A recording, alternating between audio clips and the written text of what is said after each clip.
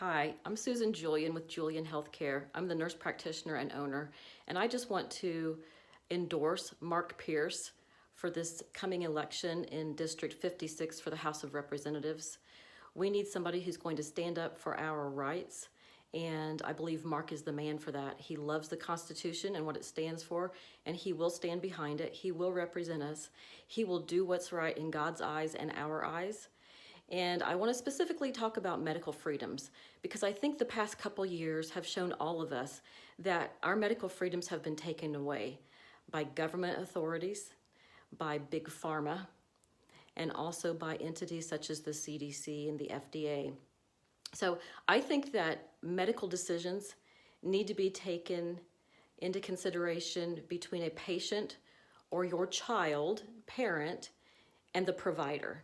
That should happen in the privacy of a medical office based on your particular situation.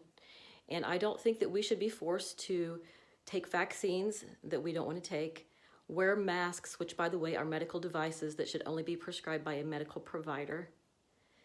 And I also believe that nurse practitioners in the state of Indiana need to be supported. And we haven't seen that support with the current District 56 representation. And I believe Mark is the man who will do that for us.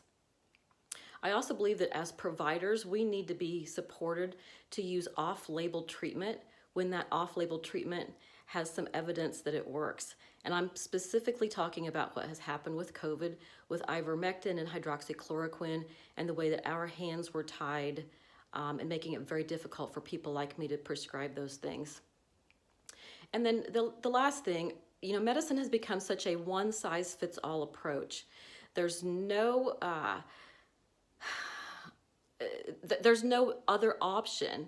It's just cookie cutter, cookie cutter, cookie cutter. And if healthcare continues like it is, you and I are going to suffer. So we need people in legislature who will stand up for our rights, listen to us as the people, because they actually work for us. So I'm just encouraging you, look for what Mark stands for, look at the voting history of the current District 56 representative, and make the best choice that you can.